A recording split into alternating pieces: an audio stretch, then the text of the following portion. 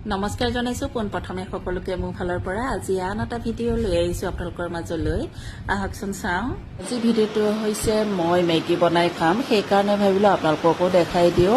এয়া কেৰাহীত তেল দিলো প্ৰথমে কণী দুটা ফ্ৰাই কৰি লৈছো কণী দুটা আগে ফ্ৰাই কৰিছো দেই ভাজি লৈ উলিয়াই থম তাৰ পাছতে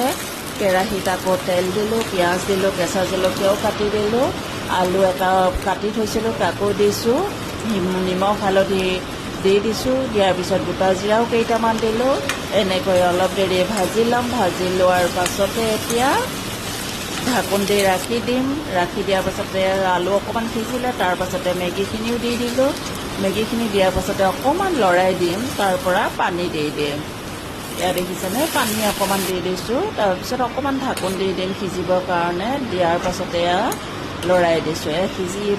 আহিলেই দেখিছেনে কিন্তু পানী মই বেছি দিয়া নাই কিয় অকণমান ড্ৰাই কৰি বনাম সেইকাৰণে মেগী মছলাও দিলোঁ ফ্ৰাই কৰি থোৱা কণীখিনিও দি দিলোঁ দি অকণমান দেৰি লৰাই দিম মোৰ ৰেডি হৈয়ে গ'ল খাবৰ কাৰণে বাই বাই এনেকৈ বনাই খাই চাব দেই কমেণ্ট কৰিব আজিলৈ আহোঁ